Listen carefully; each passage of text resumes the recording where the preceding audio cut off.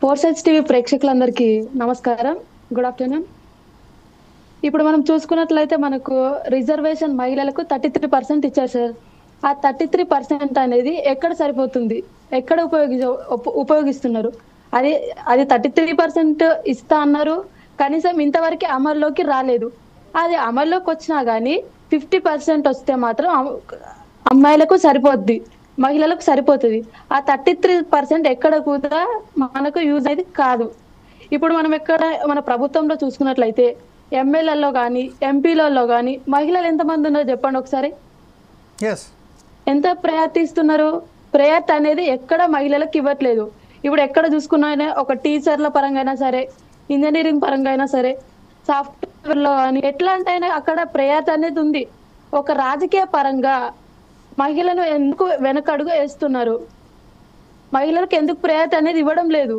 Yeah అంటే విద్యాపరంగా as a విద్యార్థినిగా మీరు ఇప్పుడు ఏదైతే అనుభవిస్తున్న అనుభవాలు కూడా పంచుకోండి మ్యామ్.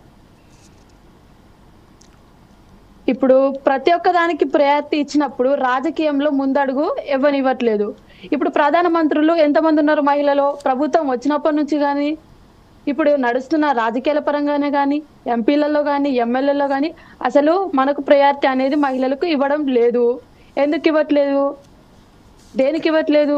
ప్రభుత్వాన్ని నేను క్వశ్చన్ చేస్తున్నాను. ఎందుకు ఇవ్వట్లేదు అనేది ఒక క్వశ్చన్. ఇప్పుడు ప్రతి ఒక స్టూడెంట్ కి కావాల్సింది ప్రతి ఒక్కటిలో పాల్గొనాలి, ప్రతి ఒక్క దాంట్లో ఉండాలి.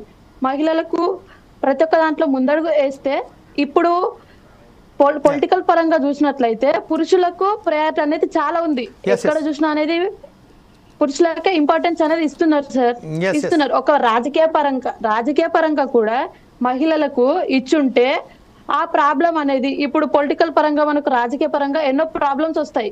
ఆ ప్రాబ్లమ్స్ ఫేస్ చేయాలంటే ఇప్పుడు ఒక విద్యార్థికి ఒక ప్రాబ్లం వచ్చింది, సమ్ సిచ్యువేషన్ వచ్చింది అని అంటే ఇది చేయాలి, ఇది నేర్చుకోవాలి, ఇది మనం ఇట్లా అయితే ఎంపీ అయితే మనం ఎట్లా చేస్తాం, ఒక మహిళ ఎంపీ అయితే, ఒక మహిళ ఎమ్మెల్యే అయితే, ఒక మహిళ పిఎం అయితే ఎట్లా చేస్తుంది, ఎట్లా వర్క్ చేస్తుంది అనేది కూడా ప్రజలకు తెలియాలి.